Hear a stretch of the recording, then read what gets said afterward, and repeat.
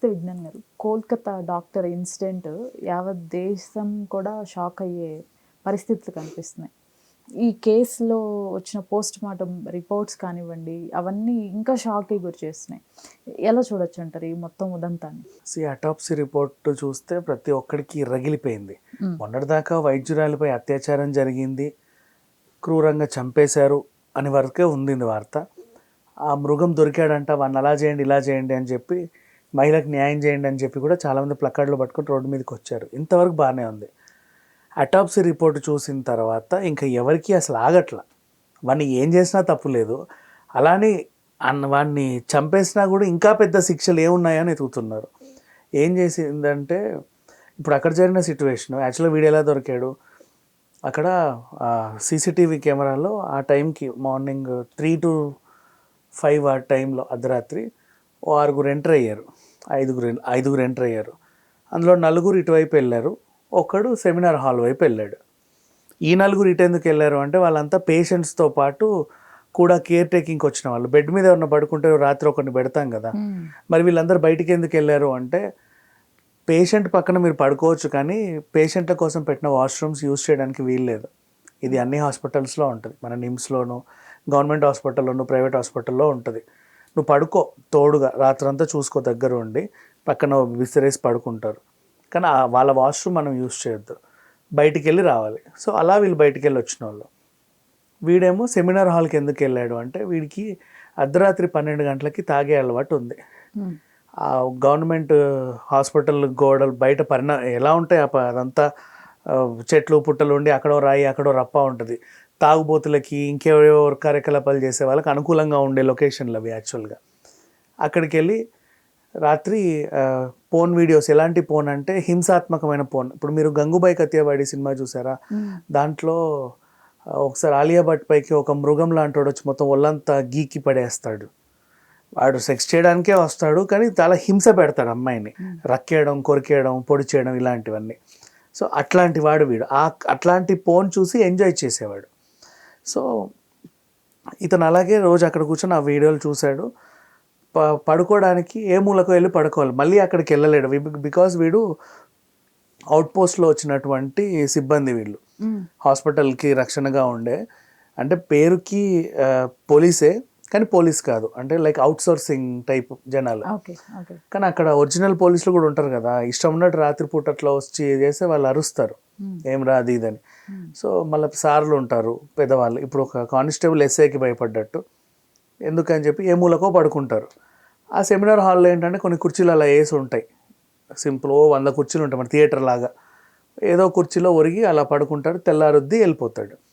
ఈ type of అప్పుడప్పుడు వీడికి అది అలవాటు. ఆ రోజు అనుకోకుండా ఏం జరిగింది, పాపం ఒక ట్రైనీ డాక్టర్ని నైట్ డ్యూటీలో పెట్టారు. ఏదైనా చిన్న ఫస్ట్ ఎయిడ్ కేసెస్ వస్తే చూడు, మరీ సీరియస్ అయితే పెద్ద డాక్టర్లు వస్తారు, కానీ ప్రజెంట్ మినిమం చూడడానికి trainee doctor is more than enough. వాళ్ళకు కూడా ప్రాక్టీస్ చేసినట్టు ఉంటుంది, వాళ్ళు ట్రైనీ డాక్టర్స్ వాళ్ళు, అది మెడికల్ కాలేజ్కి సంబంధించిన హాస్పిటల్ కాబట్టి. అయితే రాత్రిపూట ఎక్కువ మంది రారు, వీళ్ళకి తెలుసు అది. ఏం చేస్తారు, 12-2 వరకు మహా అయితే డ్యూటీ చేస్తారు. ఆ 2 తర్వాత పొద్దున్న వరకు ఎక్కడన్నా మూలకు అలా పడుకోవాలనుకుంటారు. పేషెంట్ బెడ్ మీద పడుకుంటే డీన్ కానీ ఎవరైనా చూస్తే వాళ్ళని సస్పెండ్ చేసేస్తారు, లేదా పనిష్మెంట్లు ఇస్తారు. ఎవరికి తెలియకుండా ఉండే సెమినార్ హాల్స్ ఉంటాయి కదా, అలా బోల్డ్ కుర్చీలు ఉంటాయి, ఎవరు ఏ కుర్చీలో పడుకున్నారో తెలియదు. అలా మూలకు పడుకొని కాసేపు నిద్రపోయి తర్వాత పొద్దున్న లేచి ఫ్రెష్ అవుతారు వాళ్ళు. మార్నింగ్ ఎలాగో రెస్టే కదా, నైట్ డ్యూటీ చేశారంటే. ఆ నైట్ కూడా వీళ్ళకి కొంచెం చిన్న కునుకు కావాలి, మన ట్రైన్లో పక్కన ఇలా పడుకున్నట్టు కుర్చీలో, అంతే. ఆ పిల్ల ఆ రోజు అక్కడ పడుకుంది. అన్ఎక్స్పెక్టెడ్గా ఈడు అదే రోజు అక్కడికి రావడం, తాగిన తర్వాత ఫోన్ చూసిన తర్వాత ఈ అమ్మాయి వాడి కంటపడింది. అట్లా అంతే, ఇక వాడు స్టార్ట్ చేశాడు. ఆ రోజు రాత్రి ఆమెని అత్యాచారం చేసి చంపేశాడు. చంపిన తర్వాత బ్లడ్ దుస్తులతో ఇంటికి వెళ్ళాడు. ఇంటికి వెళ్ళి అవన్నీ నీళ్ళలో నానబెట్టి హ్యాపీగా పడుకున్నాడు. మార్నింగ్ లేచేసరికి పోలీసులు వచ్చేసారు. తెలిసిపోయింది వాడికి వీడే అని. పోలీసులు పట్టుకొచ్చి నువ్వా కాదా ఎంక్వైరీ చేద్దామని అంటే, నలుగురు వచ్చడం సీసీటీవీ కెమెరాలో చూసాం. ఇక్కడ అమ్మాయి చనిపోయింది, ఎవరు అని చూపిస్తే నేను కాదండి నాకేం తెలియదు అంటే, వీడి బ్లూటూత్ అక్కడ పడుంది, ఫోన్ కనెక్ట్ అయిపోయింది ఇమీడియట్, వీడు రాగానే టింగ్ అని దొరికిపోయాడు. చెప్పురా చెప్పు, ఎందుకు చేసావు, ఏం చేసావు అని అడిగితే ఇక బ్లడ్ కూడా దొరికింది, బట్టలు దొరికాయి, బూటు దొరికింది, ఆల్మోస్ట్ 90% వాడే అని తెలుసు.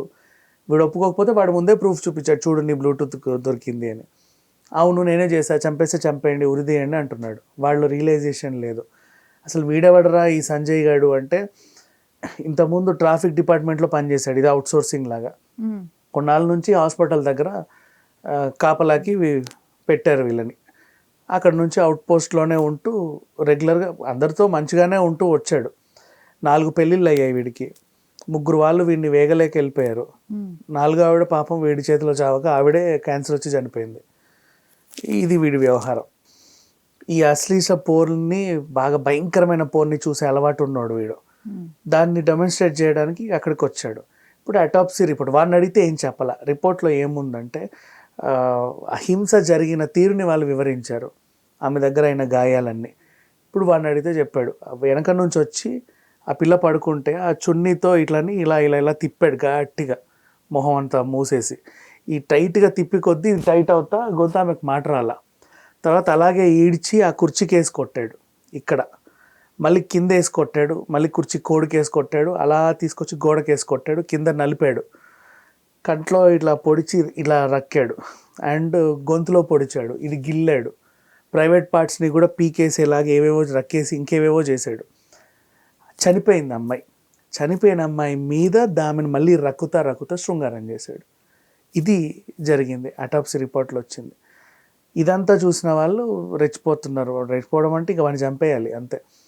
ఇప్పుడు బయటకు వచ్చింది ఏంటంటే అమ్మాయిలో 150 ml వీర్యం దొరికింది ఆ బాడీలో, ఆ రిపోర్ట్లో. సో ఖచ్చితంగా గ్యాంగ్ రేప్ జరిగి ఉంటుంది, పోలీసులు ఎందుకు చెప్పట్లేదు, ఇంకా వీడు ఒక్కడేనా, సరే వీడి మీద వేశారు, వీడు ఉన్నాడు, వీడితో పాటు ఇంకెంతమంది ఉండుంటారు, అప్పుడు 4 వచ్చారు, ఆ మిగతా వాళ్ళు పేషెంట్కి సంబంధించిన వాళ్ళు అంటున్నారు. ఇక్కడేమో గ్యాంగ్ రేప్ జరిగినట్టుగా కనబడుతుంది. 4 విచక్షణ రహితంగా చేస్తే తప్ప ఇది అవ్వదు. మరి ఇది ఎలా ఒకరినే శిక్షిస్తున్నారు, వాళ్ళకేమో క్వశ్చన్ మార్కుల మీద క్వశ్చన్ మార్కులు. ఇంకో పక్క అత్యాచారం జరిగినటువంటి ఆ లొకేషన్ని అక్కడ ఏదో కన్స్ట్రక్షన్ చేస్తున్నారు, దా గోడలన్నీ కూలగొట్టి కుర్చీలు తీసి. ఏం చేస్తున్నారు వీళ్ళు, ఏమైనా సాక్ష్యాలు తారుమారు చేస్తున్నారా, లేదా కొత్తగా ఇన్వెస్టిగేట్ ఏమైనా చేస్తున్నారా అనే క్వశ్చన్స్ వీళ్ళల్లో ఉండి న్యాయం జరగాలని చాలామంది కోరుకుంటున్నారు.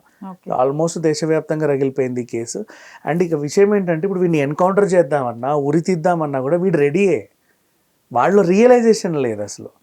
అండ్ జనాలకి ఇది ఒకడు చేసిన పని కాదు, ఖచ్చితంగా గ్యాంగ్ రేప్ జరిగిందనే అనుమానాలు ఉన్నాయి. ఇది ఒక కొలిక్కి ఇంకా రాలా ఇప్పటివరకు అయితే. ప్రజెంట్ ఆ గొడవలు అలా కొనసాగుతూ ఉన్నాయి.